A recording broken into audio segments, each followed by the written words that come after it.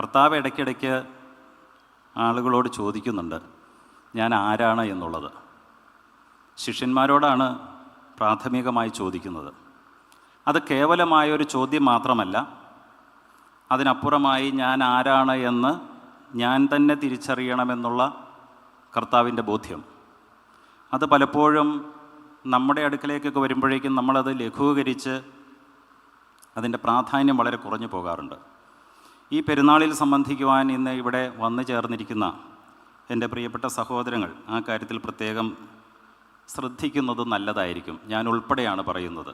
നമ്മളെല്ലാവരും ഞാൻ ആരാണ് എന്ന് ഇടയ്ക്കിടയ്ക്കൊന്ന് ചോദിക്കുന്നത് നല്ലതാണ്. ശുദ്ധമുള്ള മത്തായിയുടെ സുവിശേഷം 16-ാം അധ്യായം 13 മുതലുള്ള ഭാഗങ്ങളിൽ കർത്താവ് ചോദിക്കുന്നൊരു ചോദ്യമുണ്ട്. യേശു ഫിലിപ്പിൻ്റെ കൈസരിയുടെ പ്രദേശത്തെത്തിയ ശേഷം തൻ്റെ ശിഷ്യന്മാരോട് ജനങ്ങൾ മനുഷ്യപുത്രനെ ആരെന്ന് പറയുന്നു എന്ന് ചോദിച്ചു. ചിലർ യോഹന്നാൻ സ്നാപകനെന്നും മറ്റു ചിലർ ഏലിയാവെന്നും വേറെ ചിലർ ജെരമ്യാവോ പ്രവാചകന്മാരിലൊരുത്തനോ എന്നും പറയുന്നു എന്ന് അവർ പറഞ്ഞു. അടുത്ത ചോദ്യമാണ് വളരെ ഗൗരവമുള്ളത്. നിങ്ങൾ എന്നെ ആര് എന്ന് പറയുന്നു? അങ്ങനെ ചോദിച്ചപ്പോഴാണ് പത്രോസ് അതിന് നീ ജീവനുള്ള ദൈവത്തിൻ്റെ പുത്രനായ ക്രിസ്തു എന്ന് ഉത്തരം പറഞ്ഞു എന്നാണ് പറയുന്നത്. ജനങ്ങൾ എന്താണ് പറയുന്നത്, നിങ്ങൾ എന്താണ് പറയുന്നത്? അതിൻ്റെ അടുത്ത ഭാഗം ഞാൻ എന്താണ് എന്നെക്കുറിച്ച് ചിന്തിക്കുന്നത്?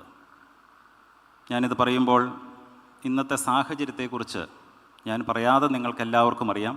എങ്കിൽ പോലും ഒന്ന് ഓർമ്മപ്പെടുത്തുകയാണ്. 2025 പുതിയ ഒരു ജനറേഷൻ ആരംഭിക്കുകയാണ്, ബീറ്റ. 2039 അവസാനം വരെ അടുത്ത ജനറേഷൻ, അത് അങ്ങനെയാണ് പേര് കൊടുത്തിരിക്കുന്നത്. ജനറേഷനുകൾ മാറി മാറി വരികയാണ്. നമുക്ക് പലപ്പോഴും അതിനെക്കുറിച്ച് വലിയ ബോധ്യമൊന്നുമില്ല. ജനറേഷനുകൾ, തലമുറകൾ മാറി മാറി വരികയാണ്. ഓരോ തലമുറയ്ക്കും ആ തലമുറയുടേതായ പ്രത്യേകതകളുണ്ട്. പുതിയ ലോകത്തിൻ്റെ ക്രമത്തിൽ നമ്മൾ കാണുന്നതാണ്, ഒരാളെ ഒരു ജോലിക്ക് വയ്ക്കണമെങ്കിൽ ആ വ്യക്തി പ്രാഥമികമായി ഏത് ജനറേഷനിൽപ്പെട്ടതാണ് എന്നാണ് ആദ്യം ചോദിക്കുന്നത്, അല്ലെങ്കിൽ അതാണ് ആദ്യം വിലയിരുത്തുന്നത്. അതിനുശേഷം അതിൽ പ്രത്യേകതകൾ എന്തെല്ലാമാണ് ഇവനിലുള്ളത് എന്നുള്ളതാണ് രണ്ടാമത് നോക്കുന്നത്. അപ്പോൾ നമ്മൾ ചിന്തിക്കുന്നതിനപ്പുറമായി ലോകം മുന്നോട്ട് പോയിരിക്കുന്ന ഒരു സാഹചര്യമാണ്. മറ്റൊന്ന്, നമ്മെ സംബന്ധിച്ചിടത്തോളം നമുക്കറിയാത്ത കാര്യങ്ങൾ ഇന്ന് ലോകത്ത് മുഴുവൻ അറിയുന്നു എന്നുള്ളതാണ്. കഴിഞ്ഞ ദിവസം ഉണ്ടായൊരു സംഭവമാണ്. എൻ്റെ ഒരു പഴയ ഫോണായിരുന്നു, അതൊന്ന് മാറ്റേണ്ട സാഹചര്യം വന്നു കഴിഞ്ഞപ്പോൾ അത് മാറ്റി ഇത് പുതിയ ഫോണൊക്കെ എടുത്തു കഴിയുമ്പോൾ കുറച്ച് ദിവസത്തേക്ക് ഭയങ്കര പ്രശ്നമാണ്, നിങ്ങളൊക്കെ നേരിടുന്നൊരു പ്രശ്നമാണ്. അത് അങ്ങോട്ടും ഇങ്ങോട്ടും ഒക്കെ തിരിച്ചു നോക്കും, അതിൻ്റെ ആപ്ലിക്കേഷൻസ് എവിടെയാണ് കിടക്കുന്നത് എല്ലാം നോക്കും. ഒരാഴ്ച കഴിഞ്ഞ് ഈ ഫോണൊന്ന് എടുത്ത് നോക്കിയ സമയത്ത്, എല്ലാ ദിവസവും പരിശോധിക്കുന്നതാണ്, അതിൽ നോക്കിയപ്പോൾ ഒരു മെസ്സേജ് വന്നിരിക്കുന്നു. നിങ്ങൾ കുറച്ച് പേർക്കെങ്കിലും അറിയാമായിരിക്കും. നിങ്ങൾ ഇന്നലെ രാത്രി 13 തവണ ചുമച്ചു. അടുത്തത്, നിങ്ങൾ ഇന്നലെ രാത്രി 26 തവണ കൂർക്കം വലിച്ചു. വീണ്ടും എഴുതിയിരിക്കുകയാണ്, ഇന്നലെ രാത്രി നിങ്ങൾ ഉറക്കത്തിനിടയിൽ 4 തവണ എഴുന്നേറ്റു. നിങ്ങളൊന്ന് ആലോചിക്കണം, ഇന്നലെ രാത്രി ഞാൻ എത്ര തവണ കൂർക്കം വലിച്ചു എന്ന് ചോദിച്ചാൽ എനിക്കറിയില്ല. എത്ര തവണ ഞാൻ ചുമച്ചു എന്ന് ചോദിച്ചാൽ അതും എനിക്കറിയില്ല. പക്ഷേ ഗൂഗിളിൻ്റെ CEO സുന്ദർ പിച്ചയ്ക്ക് ഞാനും നിങ്ങളുമൊക്കെ ഈ ഫോൺ ഉപയോഗിക്കുന്ന ഓരോരുത്തരും എത്ര തവണ ചുമച്ചു എന്നുള്ളത് അമേരിക്കയിലിരുന്ന് അദ്ദേഹം നോക്കിയാൽ അറിയുന്ന കാലമാണ്. നിങ്ങൾ എത്ര തവണ രാത്രി എഴുന്നേറ്റു എന്ന് അവിടെ ഇരുന്നു കൊണ്ട് അവർക്കറിയാം. അടുത്തൊരു ചോദ്യം ചോദിക്കട്ടെ. കഴിഞ്ഞ വർഷം ഇതേ ദിവസം മെയ് 2-ാം തീയതി നിങ്ങൾ എവിടെയായിരുന്നു? എത്ര പേർക്ക് മറുപടി പറയാൻ കഴിയും? ഒരുപക്ഷെ ഈ പെരുന്നാളിനൊക്കെ വന്ന ആളുകൾക്ക് ചിലപ്പോൾ ഒക്കെ പറയാൻ പറ്റുമായിരിക്കും.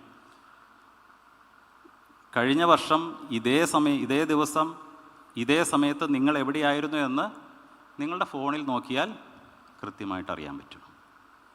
നിങ്ങളെക്കാൾ കൂടുതൽ നിങ്ങളെ മറ്റു പലരും നിരീക്ഷിക്കുന്നുണ്ട് എന്നുള്ള ഒരു കാലഘട്ടത്തിലാണ് നമ്മൾ ഓരോരുത്തരും നിൽക്കുന്നത്.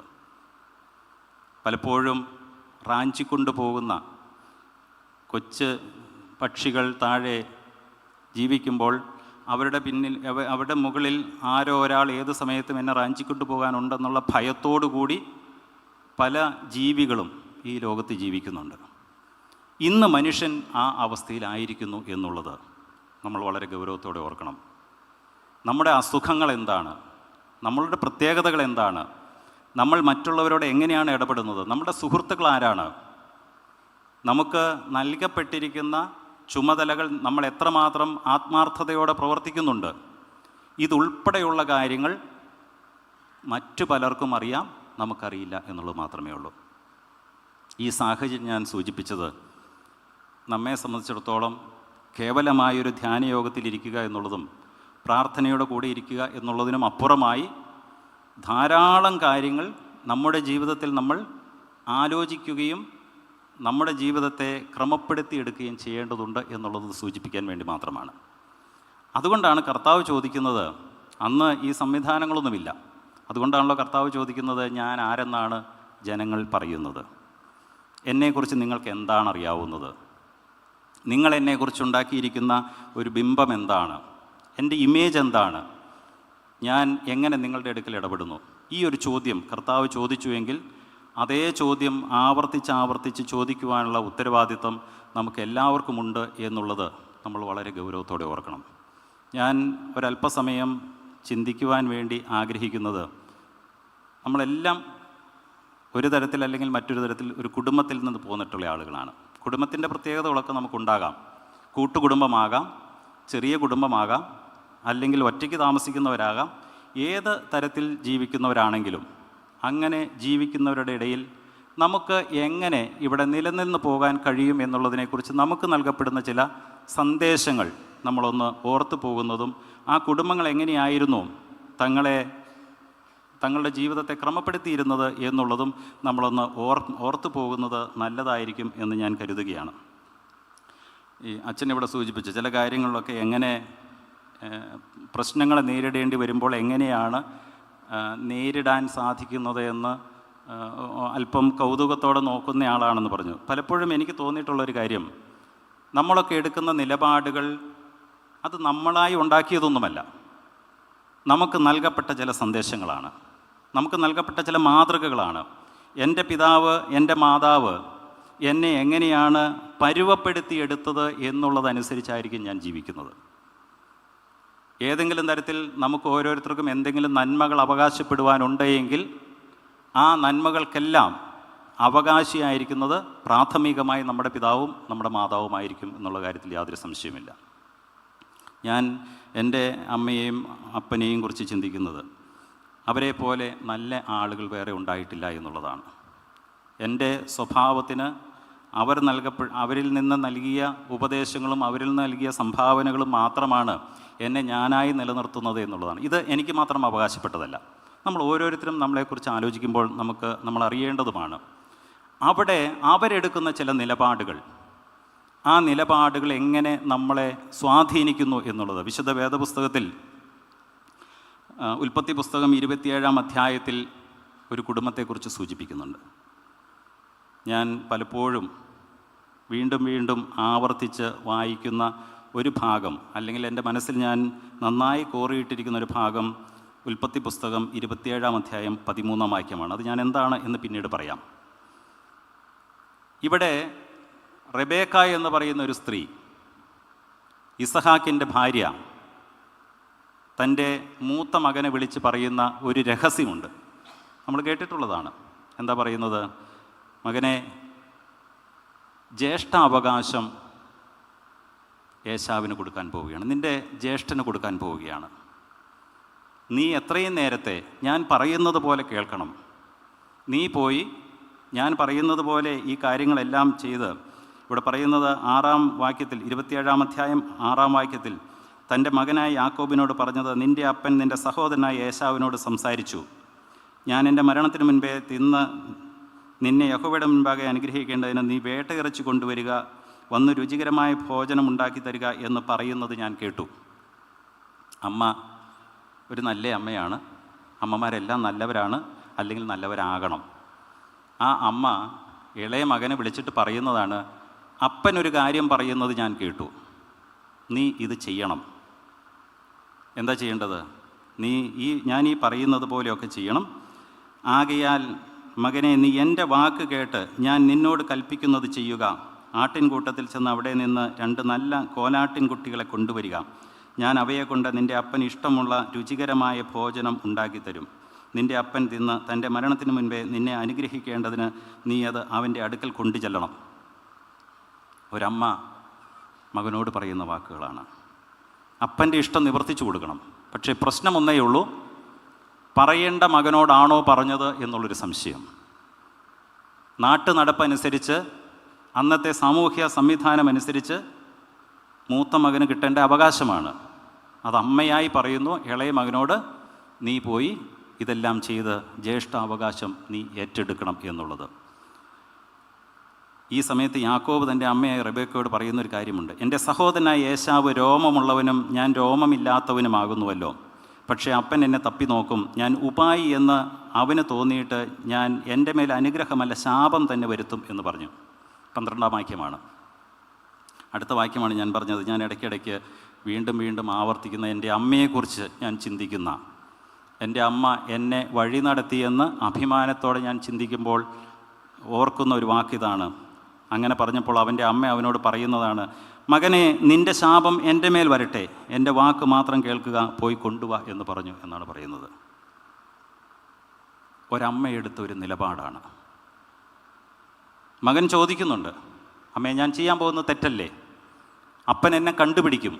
അപ്പൻ എന്നെ കണ്ടുപിടിച്ചാൽ സ്വാഭാവികമായും അപ്പൻ അനുഗ്രഹം കൊടുക്കാൻ അവകാശമുള്ളവനായ അപ്പൻ എനിക്ക് ശാപം തന്നാൽ എൻ്റെ ജീവിതം അതോടുകൂടി തീരും. അതിന് അമ്മ പറഞ്ഞ ഒരു മറുപടിയാണ്, മകനെ, അങ്ങനെ ഒരു ശാപമുണ്ടായാൽ നീ ആ ശാപത്തെക്കുറിച്ച് ഭയപ്പെടണ്ട. ആ ശാപം എൻ്റെ മേൽ ഇരുന്നു കൊള്ളട്ടെ എന്നാണ് പറയുന്നത്. ഒന്ന് ആലോചിക്കൂ, എത്ര അമ്മമാർക്ക് ഇങ്ങനെ ഒരു നിലപാടെടുക്കാൻ കഴിയും? ഇങ്ങനൊരു കാര്യം നമ്മുടെ മനസ്സിൽ കടന്നു പോവുക തന്നെ ഇല്ല എന്നുള്ളതാണ് ഭൂരിപക്ഷം ആളുകൾ. ഞാൻ എല്ലാവരെയും ജനറലൈസ് ചെയ്ത് പറയുകയില്ല, പക്ഷേ ഭൂരിപക്ഷം ആളുകളുടെയും മനസ്സിൽ അങ്ങനെ ഒരു നിലപാടെടുക്കുവാൻ ഒരു ചിന്ത പോലും ഉണ്ടാകില്ല എന്നുള്ളൊരു യാഥാർത്ഥ്യമാണ്. നമ്മൾ എത്രയോ പ്രശ്നങ്ങൾ നേരിടുന്നുണ്ട്, ഇല്ലേ? നമുക്ക് എത്ര സ്ഥലങ്ങളിൽ അതല്ല ശരി ഇത് എന്ന് പറയുവാൻ നമ്മളെക്കൊണ്ട് സാധിക്കുന്നുണ്ട്. നമ്മൾ ആദ്യം ഞാൻ പറഞ്ഞതുപോലെ ഞാൻ ആരാണ് എന്ന് തിരിച്ചറിയുവാനുള്ള ചോദ്യത്തിൻ്റെ ഭാഗമാണ്. ഞാൻ ആരാണ് എന്ന് തിരിച്ചറിയാനുള്ള ചോദ്യത്തിൻ്റെ ഭാഗമായി നമ്മൾ തന്നെ ആലോചിക്കണം, അത് ശരിയല്ല എന്ന് പറയുവാനുള്ള, ശരിയല്ല എന്ന് തോന്നുന്ന കാര്യങ്ങൾ ശരിയല്ല എന്ന് പറയുവാനുള്ള തൻ്റെ ഇടം എത്ര പേർക്കുണ്ട്? എത്ര അമ്മമാർക്ക് അതിന് സാധിക്കുന്നുണ്ട്? അങ്ങനെ സാധിച്ച ഒരമ്മയാണ് പറയുന്നത്, മോനെ, നീ ഭയപ്പെടേണ്ട, നിൻ്റെ മേൽ വരുന്ന ശാപം നിൻ്റെ മേൽ വരുമെന്ന് നീ കരുതണ്ട. ആ ശാപം അങ്ങനെ വന്നാൽ അത് ഞാൻ ഏറ്റെടുത്തുകൊള്ളാം എന്ന് പറയുകയാണ്. അടുത്തൊരു ചോദ്യം, എന്തുകൊണ്ടാണ് ആ അമ്മ അങ്ങനെ ഒരു നിലപാടെടുത്തത്? ജ്യേഷ്ഠാവകാശം ജ്യേഷ്ഠന് പോകണമെന്ന് നിലനിൽക്കുന്ന ഒരു സാഹചര്യമുള്ളപ്പോൾ അത് ഏതെങ്കിലും തരത്തിൽ മാറ്റിവെക്കുവാനുള്ള അവകാശം ആർക്കുമില്ല എന്ന് ചിന്തിക്കുമ്പോഴും ഈ അമ്മ പറയുന്നത്, നീ ധൈര്യമായി പോയി അപ്പൻ്റെ അടുക്കൽ ചെന്ന് ജ്യേഷ്ഠാവകാശം വാങ്ങിക്കൊള്ളണം. അത് ഒരു കടന്ന കൈയാണ് എന്നെനിക്കറിയാം. അതുകൊണ്ടാണല്ലോ നീ ചോദിക്കുന്നത്, ശാപമുണ്ടായാൽ എൻ്റെ മേൽ ശാപമല്ലേ വരാൻ പോകുന്നത് എന്ന് ചോദിക്കുന്നത്. പക്ഷേ ആ കടന്ന കൈ ഞാൻ പറയുന്നു, ഞാൻ നിന്നോട് കൽപ്പിക്കുന്നു, ഇത് നീ ചെയ്തേ പറ്റൂ. അവിടെ എന്തെങ്കിലും അപകടമുണ്ടെങ്കിൽ അതിൻ്റെ മുഴുവൻ ഉത്തരവാദിത്വവും ഞാൻ ഏറ്റുകൊള്ളാം എന്ന് അമ്മ പറയുന്നു. ഞാൻ ആരാണ് എന്ന് ചോദിക്കുമ്പോൾ ആ അമ്മ കണ്ടെത്തുന്നൊരു ഉത്തരം ഇത് മാത്രമാണ്. ഞാൻ എന്ന് പറയുന്നത് എൻ്റെ മാത്രം നിലനിൽപ്പല്ല എന്നുള്ളത്. ഞാനെന്ന് പറയുന്നത് ഞാൻ ഈ സമൂഹത്തിൻ്റെ മുഴുവൻ നിലനിൽപ്പിൻ്റെ ഒരവകാശി ഞാൻ കൂടിയാണെന്ന ബോധ്യമുള്ള ഒരമ്മ. തലമുറകളെ മുന്നോട്ട് നയിക്കുവാനുള്ള ഉത്തരവാദിത്വം ഏറ്റെടുക്കുവാൻ ഏറ്റവും കൂടുതൽ ചുമതലപ്പെട്ടവളാണ് ഞാൻ എന്നുള്ള ബോധ്യമുള്ളൊരമ്മ. ആ അമ്മ പറയുന്നു, നീ പോയി ജ്യേഷ്ഠാവകാശം വാങ്ങിച്ചു കൊള്ളണം. എന്തുകൊണ്ടായിരിക്കണം അമ്മ അങ്ങനെ ഒരു നിലപാടെടുത്തത്? അവിടെയാണ് സാധാരണ അമ്മമാരും റിബേക്കായും ഈ അമ്മയും തമ്മിലുള്ളൊരു വ്യത്യാസം എന്നുള്ളത്.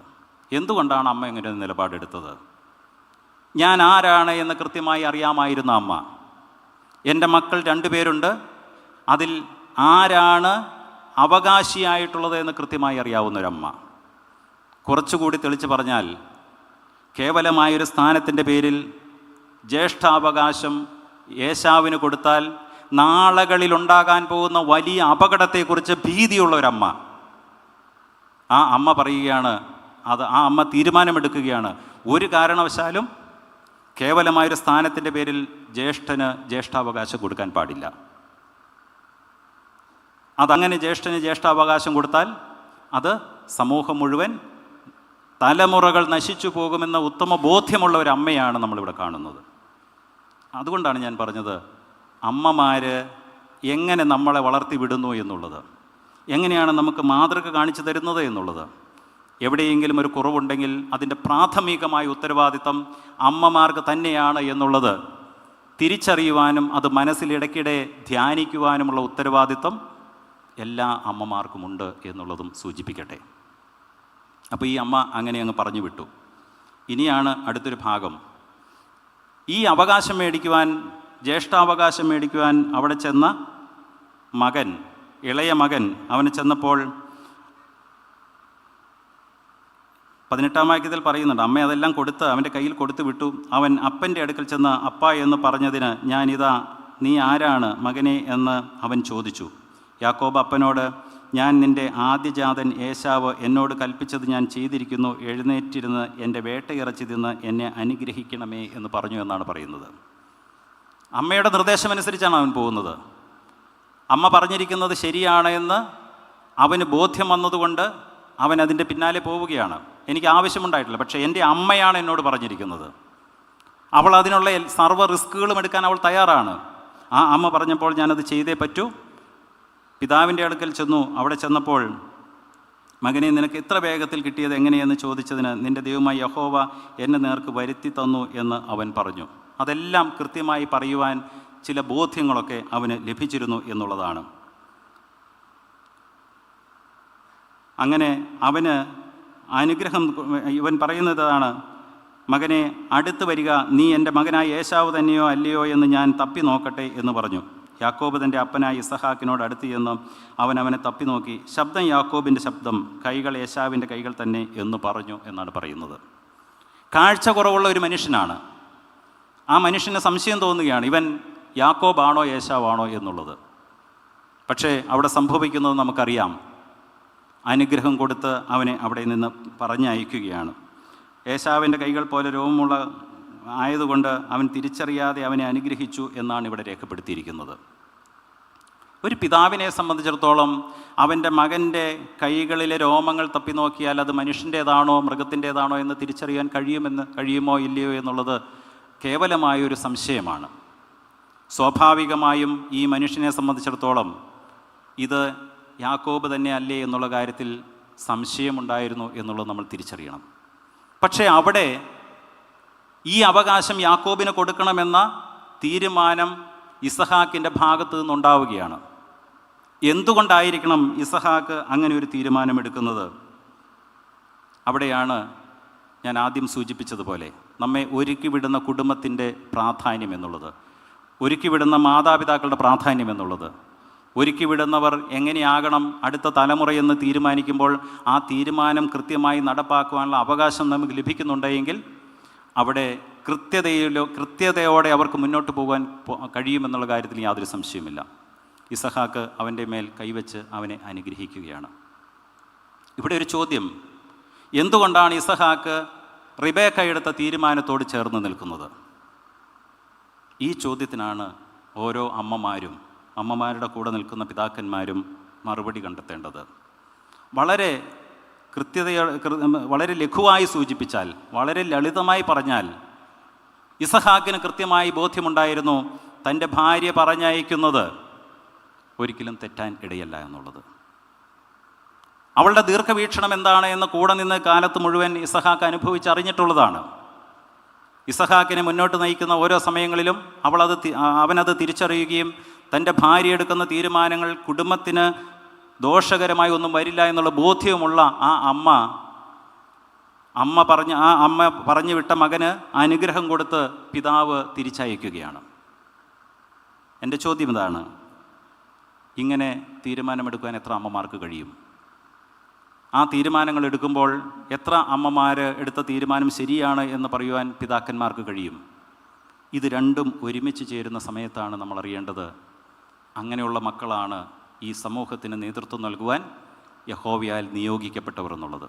അതുകൊണ്ടാണല്ലോ ഏതെങ്കിലും തരത്തിൽ അവകാശത്തിൻ്റെ പേരിൽ യാതൊരു അധികാരവും കിട്ടുവാൻ സാധ്യതയുണ്ടാകാതിരുന്ന ഒരു മനുഷ്യൻ അവൻ ഒരു ഗോത്രത്തിൻ്റെ തലവനായി ഇന്നും നിലനിൽക്കുന്നു എന്നുള്ളത്. ഞങ്ങളുടെയൊക്കെ വീട്ടിൽ സാധാരണ എൻ്റെ അമ്മ ഒരു ടീച്ചറായിരുന്നു. അപ്പം സാധാരണ കുടുംബത്തിലുണ്ടാകുന്ന എല്ലാ കുറവുകളും നമ്മുടെ കുടുംബത്തിലൊക്കെ ഉണ്ടാവുമല്ലോ. എൻ്റെ അപ്പനും അമ്മയും ഇടയ്ക്കിടയ്ക്ക് വഴക്ക് കൂടും. അത് നമ്മുടെ വീട്ടിലൊക്കെ ഉള്ളതാണല്ലോ. ഇടയ്ക്കിടയ്ക്ക് വഴക്ക് കൂടി കഴിഞ്ഞാൽ ഞങ്ങൾക്കറിയാം, ഇപ്പോൾ 2 ദിവസമൊക്കെ ഇവർ മിണ്ടാതെ ഇരിക്കും. നിങ്ങളും അങ്ങനെയൊക്കെ തന്നെയല്ലേ? അങ്ങനെ മിണ്ടാതിരിക്കുന്ന സമയത്ത് ഇങ്ങനെ ഞങ്ങൾ വളരെ ശ്രദ്ധയോടെ നോക്കിയിരിക്കും. ഈ ചില കാര്യങ്ങളൊക്കെ സാധിച്ച് കിട്ടുന്നത് അങ്ങനെയുള്ള സമയത്താണ്. അങ്ങനെയാണല്ലോ, അപ്പനും അമ്മയും തമ്മിൽ പിണ്ടുമില്ലെങ്കിൽ ഉടനെ അപ്പൻ്റെ അടുത്ത് എന്ന് പറഞ്ഞു കഴിഞ്ഞാൽ അപ്പൻ അമ്മയോട് ചോദിക്കാതെ ഒരു അനുവാദം കിട്ടും. ഇല്ലെങ്കിൽ തിരിച്ചാണെങ്കിൽ അമ്മയോട് പറഞ്ഞിട്ട് പോയാൽ മതിയല്ലോ എന്നുള്ള ഒരവസ്ഥയിൽ. അപ്പോൾ ചില സമയങ്ങളിലൊക്കെ ഞങ്ങളിങ്ങനെ ചെന്ന്, ഞങ്ങൾ 3 പേരാണ്. അപ്പോൾ ഞങ്ങൾ ആരെങ്കിലുമൊക്കെ ചെന്ന് അമ്മയോടൊരു കാര്യം ചോദിക്കും, ഇന്ന കാര്യത്തിനൊന്ന് പൊയ്ക്കോട്ടെ, ഇന്നൊരു സിനിമയ്ക്ക് പൊയ്ക്കോട്ടെ. അപ്പോൾ നമ്മളെന്താ പ്രതീക്ഷിക്കുന്നത്? നിങ്ങൾ പൊയ്ക്കോ. അതിന് അമ്മ പറയുന്നൊരു മറുപടി എന്നാണെന്നറിയാമോ? അപ്പനോട് ചോദിച്ചിട്ട് പോയിക്കോളാൻ പറയും. അപ്പോൾ ആകെ ഏടാകൂടമായി. അപ്പോൾ വീണ്ടും അവിടെ എന്തെങ്കിലുമൊക്കെ ചെന്ന് അപ്പനോടൊന്ന് പറഞ്ഞിട്ട് അപ്പനോട് ചോദിച്ചു കഴിയുമ്പോൾ അപ്പം പറയണത് എന്താണെന്നറിയാമോ? അത് അമ്മയോട് ചോദിച്ചിട്ട് പൊയ്ക്കോളാനാണ് പറയുന്നത്. ഇവർ രണ്ടുപേരും തമ്മിലൊരു ധാരണയുണ്ട്. ഇത് ഞങ്ങൾക്ക് കൃത്യമായിട്ട് അറിയാൻ കഴിയുന്നത് രാവിലെ കാപ്പിയുടെ സമയത്താണ്. അമ്മ ഞങ്ങളെയൊക്കെ പഠിപ്പിച്ച സമയത്ത് എങ്ങനെയാണെന്ന് വെച്ച് കഴിഞ്ഞാൽ ഭക്ഷണമൊക്കെ ഉണ്ടാക്കി വയ്ക്കും. ഞങ്ങളുടെ ചുമതലയാണ് അതെടുത്ത് കഴിക്കുക എന്നുള്ളത്. കഴിക്കുക എന്ന് മാത്രമല്ല, കഴിച്ചതിന് ശേഷം പാത്രം കഴുകി അവിടെ കൊണ്ടുവച്ചോണം. അത് കൊച്ചു പ്രായം മുതലേ ഞങ്ങളങ്ങനെ പഠിപ്പിച്ചതാണ്. ആകെ അമ്മ മനസ്സോടുകൂടി വിളമ്പി കൊടുക്കുന്നത്, മനസ്സോടുകൂടി വെച്ച് വയ്ക്കുന്നത് എല്ലാവർക്കും വേണ്ടിയാണെങ്കിലും വിളമ്പി കൊടുക്കുന്നത് അപ്പന് മാത്രമായിരിക്കും.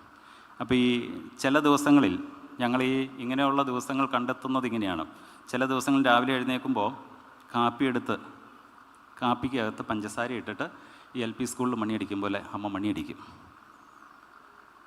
അതെന്താ പറയുന്നതെന്നറിയാമോ?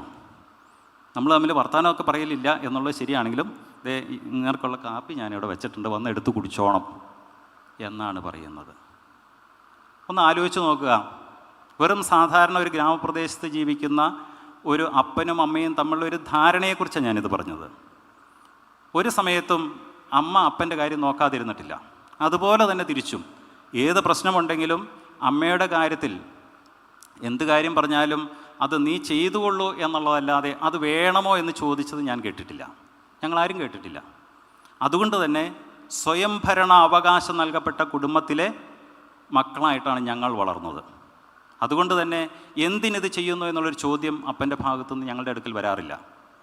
പല കാര്യങ്ങളിലും ഞാൻ സെമിനാരിൽ പോകാൻ വേണ്ടി തീരുമാനമെടുത്തപ്പോൾ ഉൾപ്പെടെയുള്ള അപ്പൻ്റെ നിലപാടിതായിരുന്നു.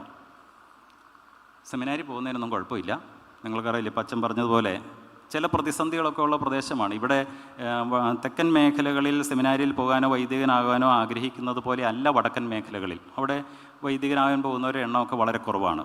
അപ്പോൾ അപ്പച്ചൻ്റെ അടുത്ത് ചെന്ന് ഞങ്ങളിങ്ങനെ പറഞ്ഞു, ഞാനിങ്ങനെ സെമിനാരിൽ പോയാൽ കൊള്ളാമെന്ന് എനിക്കൊരു ആഗ്രഹമുണ്ട്. അപ്പച്ചൻ പറഞ്ഞു, ഒറ്റ കാര്യമുള്ളൂ, 4 തവണ കൃത്യമായിട്ട് ആലോചിച്ചിട്ടേ ഇതിന് പുറത്തിറങ്ങാവൂ.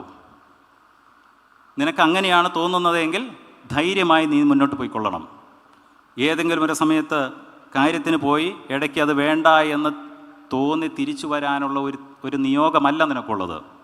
നിയോഗം എന്താണ് എന്ന് തിരിച്ചറിഞ്ഞ് നീ ആ വഴിയിലൂടെ പോയിക്കഴിഞ്ഞാൽ യാതൊരു കുഴപ്പവുമില്ല. പോകണമെന്നും പറഞ്ഞില്ല, പോകണ്ട എന്നും പറഞ്ഞില്ല.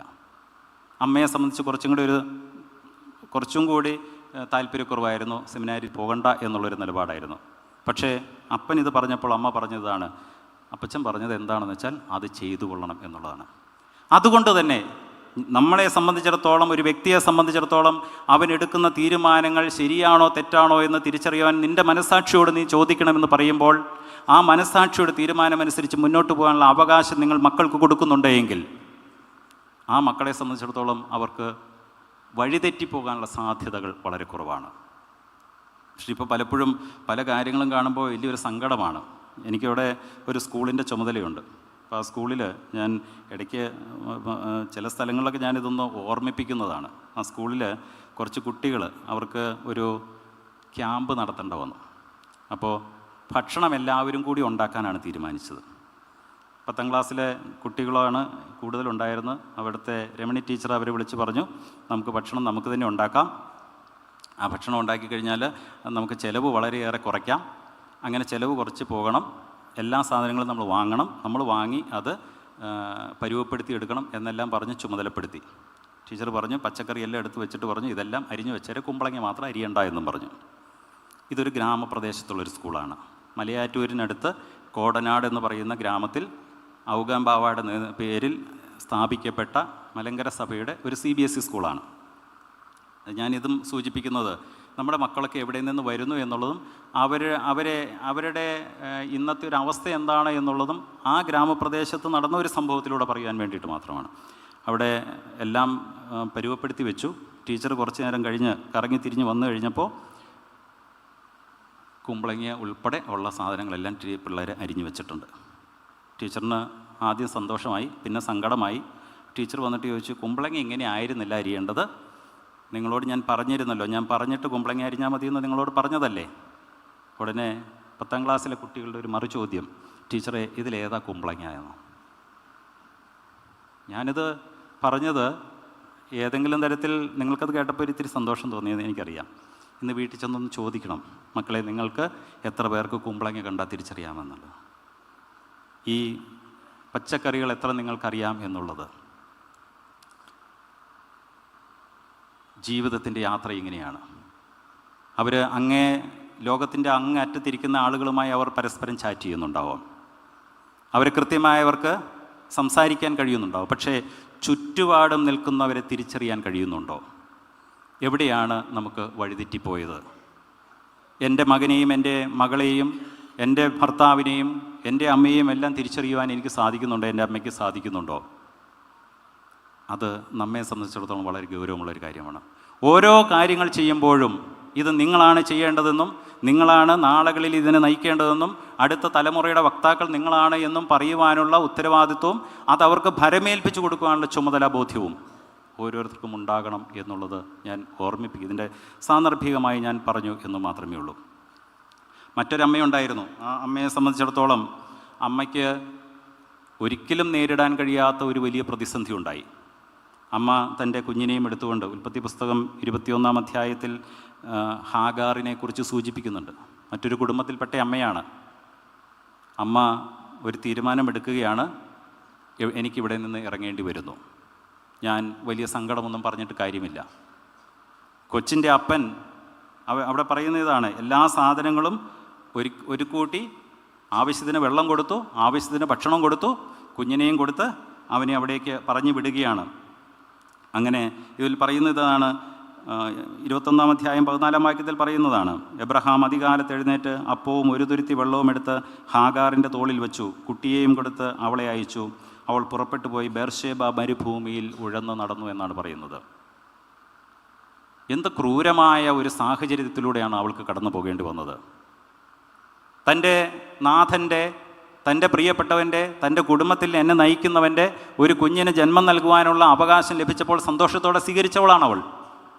പക്ഷേ ഒരു സമയത്ത് അത് ഇവിടെ മുന്നോട്ട് പോകാൻ കഴിയില്ല എന്നുള്ള സാഹചര്യമുണ്ടായപ്പോൾ അവൾക്ക് മറ്റൊരു വഴിയില്ലാതെ അവിടെ നിന്ന് പുറത്തിറങ്ങേണ്ട ഒരു അവസ്ഥ വന്നു. സാഹചര്യങ്ങളൊക്കെ നമുക്കറിയാം, ഞാൻ ആ സാഹചര്യങ്ങളിലേക്ക് കടന്നു പോകുന്നില്ല. പക്ഷേ ഒരവകാശം പരസ്പരം രണ്ടുപേർ ഒരുമിച്ച് വന്നു കഴിഞ്ഞപ്പോൾ അവർ തമ്മിലുള്ള പ്രശ്നങ്ങൾ തീർക്കുവാൻ ഏറ്റവും കൂടുതൽ ബുദ്ധിമുട്ടിയ മനുഷ്യൻ അബ്രഹാം വളരെ വേദനയോടുകൂടി തൻ്റെ പ്രിയപ്പെട്ടവളെ യാത്രയാക്കാൻ വേണ്ടി പോവുകയാണ്. അവൾക്ക് കൊടുക്കാനുള്ളതെല്ലാം കൊടുത്ത് അവിടെ നിന്ന് പറഞ്ഞയക്കുകയാണ്. നിങ്ങളൊന്ന് ആലോചിക്കണം, ഒരു അമ്മയാണ് എങ്ങനെയാണ് ഒരു കുഞ്ഞിനെയും കൊണ്ട് ഒരു മരുഭൂമിയിലൂടെ ഇത്രമാത്രം ഉഴന്ന് നടക്കാൻ കഴിയുന്നത്? ഏത് സമയം വരെ അവൾക്ക് തൻ്റെ കുഞ്ഞിനെ പിടിച്ചു നിർത്താൻ സാധിക്കും? ഏത് സമയം വരെ തൻ്റെ കുഞ്ഞിന് ജീവൻ നിലനിർത്താൻ സാധിക്കും? വലിയ പ്രതിസന്ധിയോടെ അവൾ കടന്നു പോകുന്നു.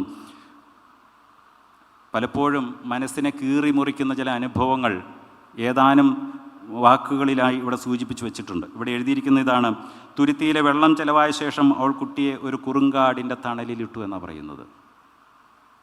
നിങ്ങളൊന്ന് ആലോചിച്ച്, ഇന്നത്തെ കാലത്താണ് ഇറക്കി വിടുന്നതെങ്കിൽ ഉണ്ടാകുന്ന അവസ്ഥയൊന്ന് ആലോചിച്ച്. ഇതിനേക്കാൾ എത്രയോ ഭീകരമാണ്, വന്യമായൊരു ഭീകരതയിലേക്കാണ് ഒരു കുഞ്ഞിനെയും അവളുടെ ചെറുപ്പക്കാരിയായ അമ്മയെയും പറഞ്ഞയക്കുന്നത്. അവിടെ അവളെക്കുറിച്ച് പറയുന്നതാണ്, അവൾ എൻ്റെ കുഞ്ഞ് മരിക്കാൻ പോവുകയാണെന്നുള്ളൊരു ബോധ്യം. ആ ബോധ്യം കണ്ടെത്തിയ അവൾ ഒരു കുറുങ്കാട്ടിൻ്റെ തണലിലിട്ടിട്ട് അവൾ പോയി അതിനെതിരെ ഒരു അമ്പിൻപാട് ദൂരത്ത് പോയി ഇരുന്നതെന്നാണ് പറയുന്നത്. വിഷമിക്കുന്ന ഒരമ്മയാണ്. എൻ്റെ കുഞ്ഞിന് ഒരല്പം വെള്ളം കൊടുക്കുവാൻ എന്നെക്കൊണ്ട് സാധിക്കുന്നില്ല, അവൾക്ക് അവന് ഒരു ഇറ്റ് മുലപ്പാൽ കൊടുക്കാൻ എന്നെക്കൊണ്ട് സാധിക്കുന്നില്ല, എൻ്റെ ശരീരം വറ്റ് വരണ്ടിയിരിക്കുന്നു, അവൻ അവകാശപ്പെട്ട ഭക്ഷണം കൊടുക്കാൻ അവനെക്കൊണ്ട് സാധിക്കുന്നില്ല, ഞാൻ ഇവിടെ വെച്ച് ജീവിതം അവസാനിപ്പിക്കാം, അവൻ മരിച്ചതിന് ശേഷം ഞാനും മരിച്ചേക്കാം എന്നൊക്കെ അവളുടെ മനസ്സിലൂടെ കടന്നു പോയിട്ടുണ്ടാകും. എന്തായാലും അവൾ മരണം കാത്ത് അവളങ്ങനെ മാറിയിരിക്കുകയാണ്. അവിടെ ഇരുന്ന് അവൾ ഉറക്കെ കരഞ്ഞു എന്നാണ് ഉൽപ്പത്തി പുസ്തകത്തിൽ പറയുന്നത്. 17-ാം വാക്യത്തിൽ പറയുന്നു, ദൈവം ബാലൻ്റെ നിലവിളി കേട്ടു. ദൈവത്തിൻ്റെ ദൂതൻ ആകാശത്ത് നിന്ന് ഹാഗാറിനെ വിളിച്ച് അവളോട്, ഹാഗാറെ, നിനക്കെന്ത്, നീ ഭയപ്പെടേണ്ട, ബാലൻ ഇരിക്കുന്നിടത്ത് നിന്ന് അവൻ്റെ നിലവിളി ദൈവം കേട്ടിരിക്കുന്നു. നീ ചെന്ന് ബാലനെ താങ്ങി എഴുന്നേൽപ്പിച്ചു കൊള്ളുക, ഞാൻ അവനെ ഒരു വലിയ ജാതിയാക്കും എന്ന് അരുളി ചെയ്തു എന്നാണ് പറയുന്നത്. ഒന്ന് ആലോചിച്ച് നോക്കണം. എല്ലാം നഷ്ടപ്പെട്ടവളായ ഒരമ്മ, അവൾ വാവിട്ട് കരഞ്ഞ് തൻ്റെ മകൻ മരിക്കാൻ പോകുന്നത് കണ്ടുകൊണ്ടിരുന്ന ഒരു അമ്മയുടെ അടുക്കലേക്ക് ഒരു ശബ്ദം കേൾക്കുന്നത് ഇതാണ്, ബാലൻ്റെ നിലവിളി ദൈവം കേട്ടിരിക്കുന്നു എന്നാണ് പറയുന്നത്. എങ്ങനെയാണ് അമ്മ കരഞ്ഞതിന് ബാലൻ്റെ നിലവിളിയായി ദൈവത്തിൻ്റെ സന്നിധിയിൽ എത്തിച്ചേർന്നിരിക്കുന്നത്?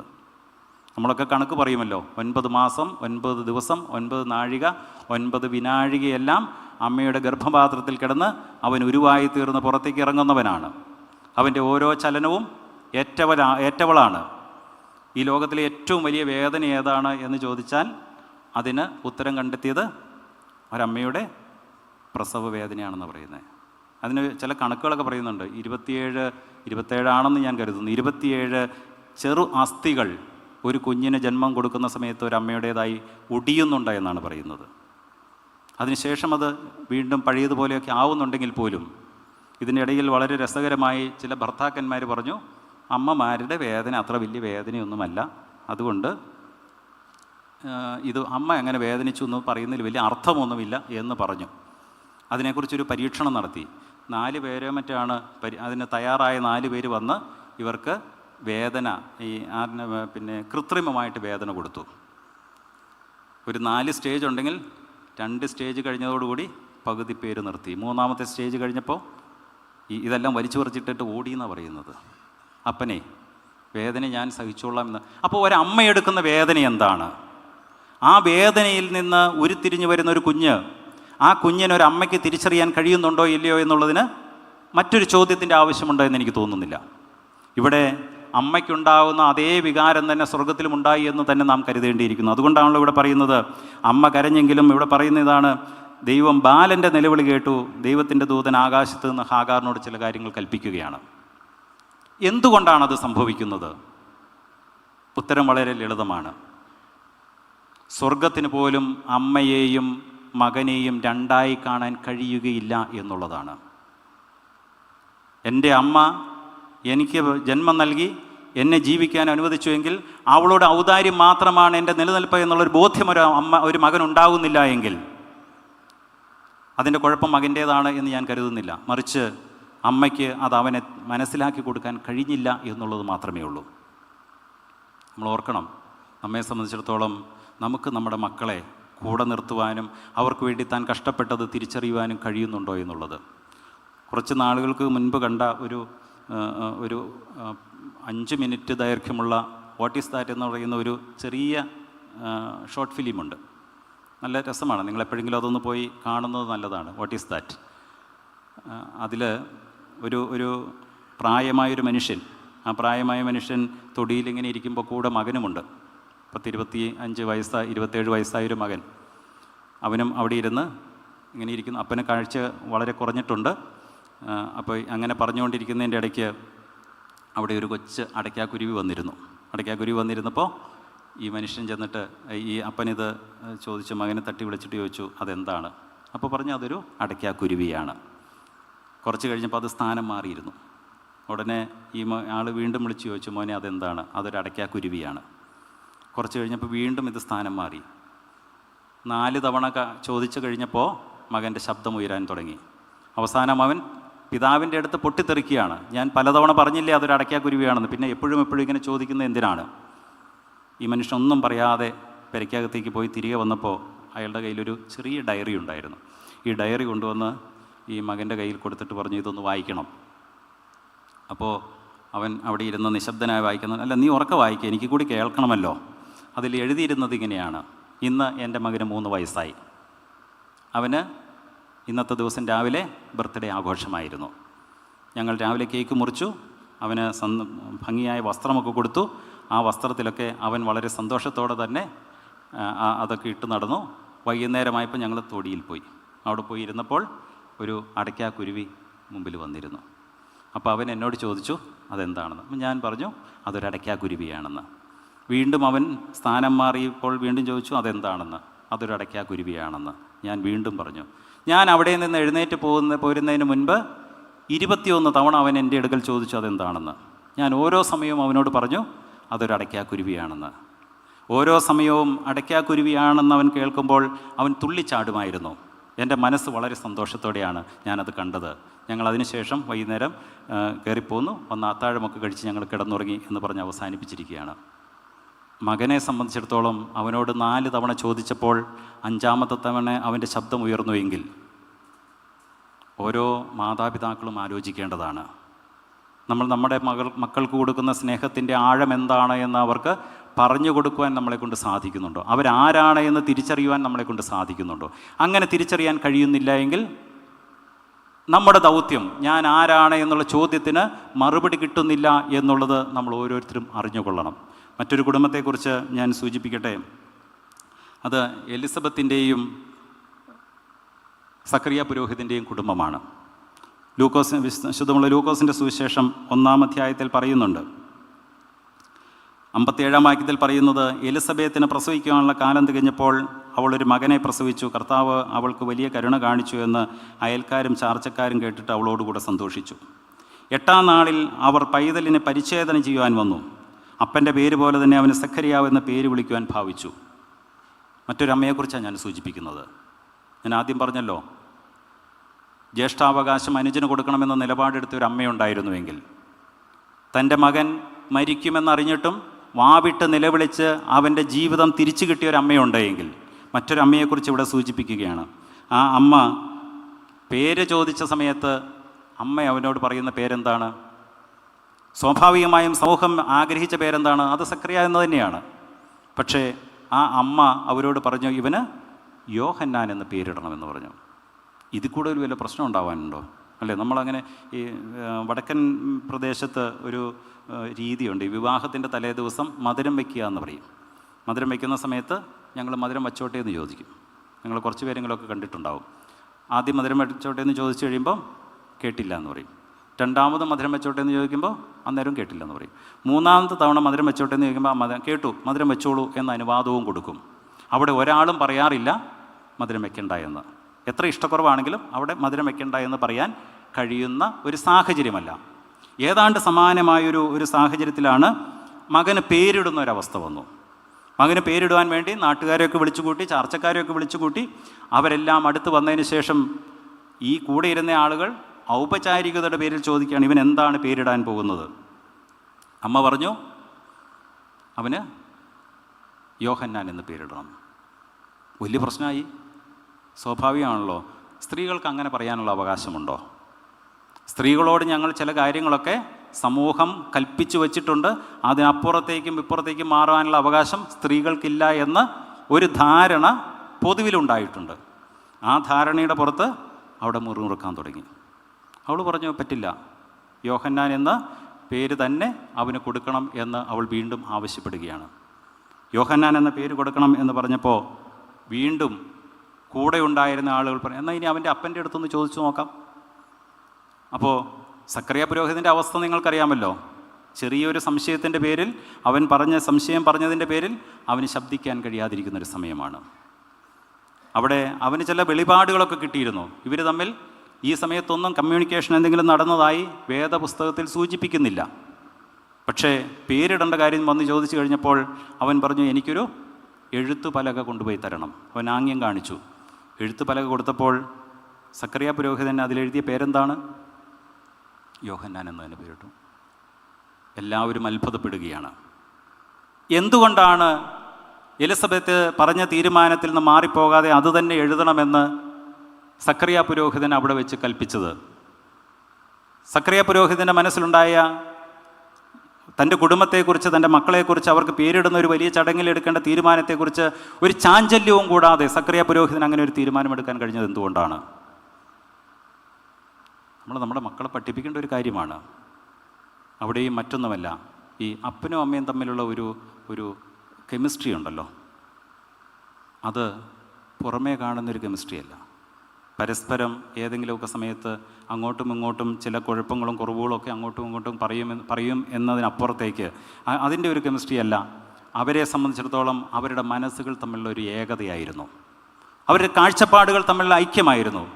അവരെ സംബന്ധിച്ചിടത്തോളം അവർക്ക് എങ്ങനെ മുന്നോട്ട് പോകണമെന്നുള്ളത്, തൻ്റെ മക്കളെ സംബന്ധിച്ച് കൃത്യം ഒരു ബോധ്യമുണ്ടായിരുന്നു എന്നുള്ളത് നമ്മൾ തിരിച്ചറിയേണ്ട ഒരു പ്രധാനപ്പെട്ട ഒരു കാര്യമാണ്. അബ്ദുൽ കലാമിൻ്റെ ജീവിതത്തിൽ അദ്ദേഹത്തിൻ്റെ ബയോഗ്രഫിയിൽ ഒരു കാര്യം എഴുതിയിട്ടുണ്ട്. ഒരു ചെറിയ സംഭവത്തെക്കുറിച്ചാണ്. ഒരു ദിവസം വൈകുന്നേരം ഭക്ഷണം കഴിക്കാൻ വേണ്ടി കൊടുത്തപ്പോൾ അമ്മ ഉണ്ടാക്കി കൊടുത്ത റൊട്ടി അത് മുഴുവൻ കരിഞ്ഞിരിക്കുന്നു. അപ്പൻ അവിടെ വന്ന്, അബ്ദുൽ കലാമിൻ്റെ പിതാവ് അവിടെ വന്ന് അത് വളരെ സന്തോഷത്തോടെ കഴിച്ചു. എന്നിട്ട് പറഞ്ഞു, വളരെ രുചികരമായിരിക്കുന്നു എന്ന് അവളോട് പറയുകയും ചെയ്തു. അങ്ങനെ രുചികരമായിരിക്കുന്നു എന്ന് അവളോട് പറഞ്ഞപ്പോൾ ഇവനൊരു സംശയം തോന്നി തുടങ്ങി. ഇതെന്താ ഈ കരിഞ്ഞ റൊട്ടിക്ക് ഇത്ര രുചിയുണ്ടെന്ന് പറയാനുള്ള കാരണം? അന്നത്തെ ദിവസം രാത്രി ഉറക്കം വരാതെ അങ്ങോട്ടും ഇങ്ങോട്ടുമൊക്കെ തിരിഞ്ഞു കിടന്നിട്ട് രാവിലെ വന്നിട്ട് മകൻ അപ്പനോട് ആദ്യം ചോദിച്ചൊരു ചോദ്യം ഇതാണ്: എന്തുകൊണ്ടാണ് അപ്പൻ ഇങ്ങനെ പറഞ്ഞത്? ഇന്നലത്തെ ആ ഭക്ഷണം എനിക്ക് ഒട്ടും ഇഷ്ടപ്പെട്ടില്ലായിരുന്നു, പക്ഷേ അപ്പനത് വളരെ രുചിയാണ് എന്ന് പറഞ്ഞ് കഴിച്ചല്ലോ. ആ അപ്പൻ പറഞ്ഞത് ശരിയാണോ? അതിന് കലാമിൻ്റെ പിതാവ് പറഞ്ഞൊരു മറുപടി എന്താണെന്നറിയാമോ? മകനെ, നിൻ്റെ അമ്മ പകലന്ത്യോളം നമുക്ക് വേണ്ടി കഷ്ടപ്പെടുന്നവളാണ്. അവളുടെ ബുദ്ധിമുട്ടിൽ നിന്നാണ് അവൾ ഇതുണ്ടാക്കി തന്നത്. അവളുടെ ബുദ്ധിമുട്ട് അത് ഉണ്ടാക്കുന്നുണ്ട്. അങ്ങനെ ഒരു ബുദ്ധിമുട്ടിൽ അവൾ ഉണ്ടാക്കി തന്നിട്ടുണ്ടെങ്കിൽ അതിൻ്റെ രുചി എന്താണ് എന്ന് നിനക്ക് തിരിച്ചറിയാൻ കഴിയുന്നില്ലെങ്കിൽ നിനക്ക് നിൻ്റെ ജീവിതത്തിൽ മുന്നോട്ട് പോകാൻ പല സമയങ്ങളിലും തടസ്സമുണ്ടാകും.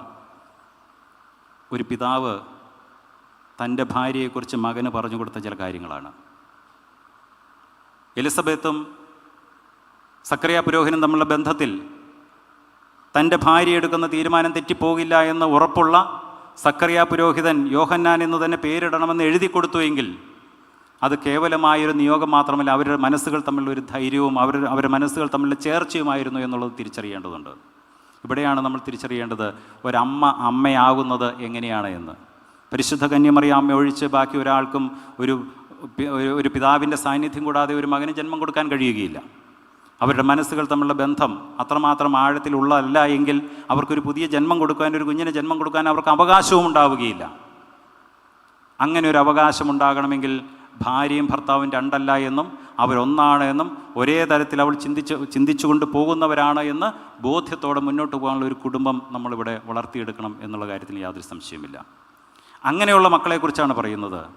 അവൻ സ്ത്രീകളിൽ നിന്ന് ജനിച്ചവരിൽ ഏറ്റവും പ്രിയപ്പെട്ടവനാണ്, ഏറ്റവും ശ്രേഷ്ഠനാണ് എന്ന് പറയുവാൻ സ്വർഗത്തിന് തോന്നുന്നുണ്ടെങ്കിൽ അതിൻ്റെ അടിസ്ഥാനപരമായ കാര്യം അവൻ മാത്രമായിരുന്നില്ല, മറിച്ച് അവൻ്റെ മാതാപിതാക്കളായിരുന്നു എന്നുള്ളത്, അവൻ്റെ അമ്മയായിരുന്നു എന്നുള്ളത്, അവൻ്റെ അപ്പനായിരുന്നു എന്നുള്ളത്. അത് നമ്മുടെ മക്കൾക്ക് പകർന്നു കൊടുക്കുവാൻ നമ്മളെക്കൊണ്ട് സാധിക്കുന്നുണ്ടോ എന്ന് നമ്മൾ പരിശോധിക്കുമ്പോഴാണ് നാം തിരിച്ചറിയുന്നത് നമ്മെ സംബന്ധിച്ചിടത്തോളം ഈ ഒരു തലങ്ങളിലേക്ക് നമ്മുടെ മക്കളെ വളർത്തിയെടുക്കുവാൻ നമുക്ക് നിയോഗം ലഭിച്ചിട്ടുണ്ടെങ്കിൽ ആ നിയോഗത്തിൻ്റെ അടിസ്ഥാനം നമ്മളാണ് എന്നുള്ളത്. ഞാൻ എന്ത് തീരുമാനിക്കുന്നുവോ, എൻ്റെ ഭാര്യ എന്ത് തീരുമാനിക്കുന്നുവോ അതായി തീരും എൻ്റെ മക്കൾ എന്നുള്ള കാര്യത്തിൽ യാതൊരു സംശയവുമില്ല. നീ ആരാണ് എന്ന് ചോദിക്കുമ്പോൾ മറുപടി പറയുവാനുള്ള ഉത്തരവാദിത്വം നമുക്കേറെയാണ്. ഇത് ഏതെങ്കിലും ഒരു ദിവസം കൊണ്ട് നമുക്ക് സാധിക്കുന്നതാണ് എന്ന് ഞാൻ കരുതുന്നില്ല. പലപ്പോഴും പറയാറുള്ളത് പോലെ തൻ്റെ മക്കളുടെ ഉച്ചിയിൽ കണ്ണുനീര് വീഴാത്ത ഏത് കുഞ്ഞ് ഈ ലോകത്ത് ജീവിച്ചിരുന്നാലും അവന് വഴിതെറ്റിപ്പോകാനുള്ള സാധ്യത വളരെയേറെയാണ്. ചില പഠനങ്ങൾ സൂചിപ്പിക്കുന്ന ഇതാണ്: ഒരു കുഞ്ഞിന് ജന്മം കൊടുക്കുമ്പോൾ സ്വാഭാവികമായി ജന്മം ലഭിക്കുന്ന കുഞ്ഞുങ്ങൾ, വേദനയോടെ പ്രസവിക്കുന്ന അമ്മമാരുടെ മക്കൾ, അവരിൽ നിന്നും വളരെ വ്യത്യസ്തരാണ് ഓപ്പറേഷൻ നടത്തി എടുക്കുന്ന കുഞ്ഞുങ്ങൾ എന്നുള്ളത്. അമ്മയുടെ വേദന കൂടി ചാലിച്ചതാണ് ഒരുവൻ്റെ ജീവിതം എന്നുള്ളത് നാം ഓരോരുത്തരും തിരിച്ചറിയണം. അതിന് നിരന്തരമായ ചില പരിശീലനങ്ങൾ ആവശ്യമാണ്. പൗലോ കൊയ്ലോയുടെ ഒരു പുസ്തകത്തിൽ പറയുന്നത് പോലെ ഒരു കൊച്ചു കുഞ്ഞ് അതിൽ പ്രവാചകൻ്റെ ഒരു സാന്നിധ്യത്തിൽ ഒരു കൊച്ചു കുഞ്ഞ് എന്നൊരു ചോദിക്കുന്ന ഒരു ചോദ്യമുണ്ട്. ഒരു പ്രവാചകനോടാണ് ചോദിക്കുന്നത് എന്ന് അറിഞ്ഞുകൊണ്ട് തന്നെയാണ് അവൻ ചോദിക്കുന്നത്. ഞാൻ രാവിലെ എഴുന്നേൽക്കുമ്പോൾ കാണുന്നത് കുറേ പട്ടാളക്കാർ അപ്പുറം നിന്ന് കസർത്ത് കാണിക്കുകയാണ്. അവർ രാവിലെ മുതൽ കുറേ സമയം ഭയങ്കരമായി അധ്വാനിക്കുന്നുണ്ട്. ഇത് ഇന്ന് ചെയ്തു തന്നെയാണ് നാളെയും ചെയ്യുന്നത്. എന്തിനാണ് ഇവർ ഇങ്ങനെ ഇത്രമാത്രം അധ്വാനിക്കുന്നത്? അപ്പോൾ ഈ പ്രവാചകൻ തിരിച്ചു പറയുന്ന ഒരു മറുപടിയുണ്ട്. മകനെ, മനസാക്ഷി അനുസരിച്ച് ജീവിക്കുന്ന ഏതൊരു മനുഷ്യനും നിരന്തരമായ പരിശീലനങ്ങളിലൂടെ കടന്നു പോകാതെ അവന് തൻ്റെ ജീവിതം വിജയിപ്പിച്ചെടുക്കാൻ കഴിയുകയില്ല. അത് പൂർണ്ണതയിലെത്തണമെങ്കിൽ നിരന്തരമായ പരിശീലനങ്ങളും അധ്വാനങ്ങളും നിൻ്റെ ഭാഗത്തു നിന്നുണ്ടാകണം. അപ്പോൾ ഈ കൊച്ച് വീണ്ടും അവൻ്റെ അടുത്ത് ചോദിക്കുകയാണ്, അപ്പോൾ ഈ പ്രവാചകന്മാരും അങ്ങനെയൊക്കെ തന്നെയാണോ?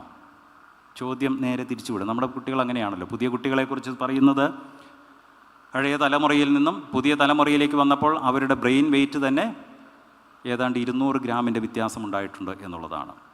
ഈ സാധനം ഒഴിവാക്കണമെന്ന് പലപ്പോഴും നമ്മുടെ മക്കളോട് നമ്മൾ പറയുമ്പോൾ ഈ സാധനമില്ലാതെ ഇനി ഇതുപോലൊരു സാധനമില്ലാതെ ഇവിടുത്തെ മക്കൾക്ക് ജീവിക്കാൻ കഴിയില്ല എന്നുള്ളത് നമ്മൾ ഓരോരുത്തരും അറിഞ്ഞേ പറ്റൂ.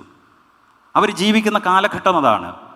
സാധാരണ നമ്മളൊക്കെ ജീവിച്ച കാലഘട്ടത്തിൽ നിന്ന് വ്യത്യസ്തമായി നമുക്ക് ഏതെങ്കിലും തരത്തിലൊരു സംശയമുണ്ടായാൽ ഉടനെ നമ്മൾ പുസ്തകങ്ങൾ റെഫർ ചെയ്ത് പറഞ്ഞിരുന്ന സമയത്ത് നിമിഷങ്ങൾ കൊണ്ട് ഒരു ചോദ്യത്തിന് മറുപടി കണ്ടെത്തുവാനുള്ള ഉപകരണമെല്ലാം അവരുടെ കയ്യിലൊതുങ്ങിയിരിക്കുകയാണ്.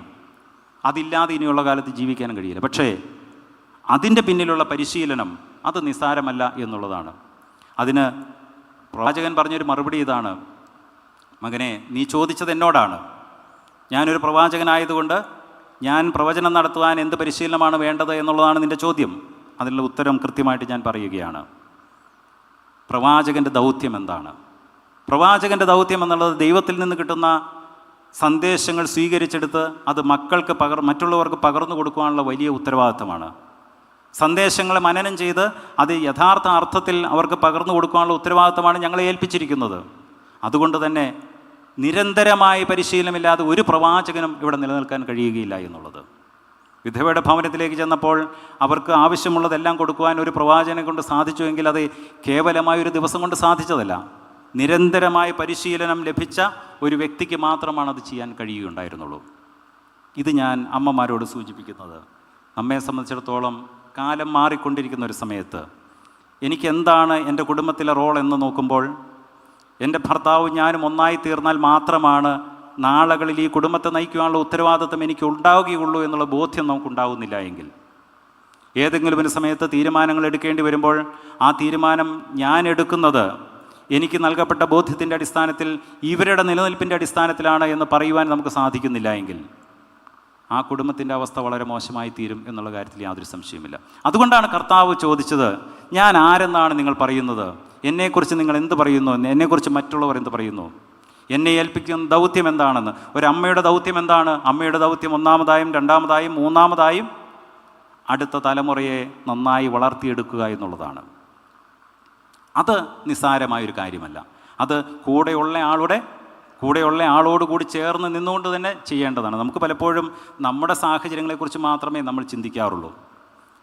ഇപ്പോൾ ഗീവറീസ് സാദയുടെ പെരുന്നാളിലേക്ക് കിടക്കുകയാണ്. ഗീവറീസ് സാദയുടെ പെരുന്നാളിൽ ഗീവറീസ് സാദയ്ക്ക് എന്തുകൊണ്ടാണ് ഇത്ര പ്രാധാന്യം വന്നത്? നിങ്ങൾക്കറിയാം.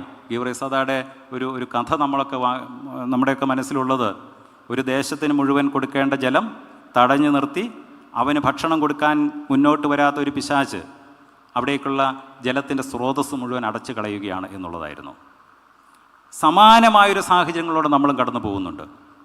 അവിടെ പ്രകൃതിയോട് കാണിക്കുന്ന ഒരു വലിയ അനീതി.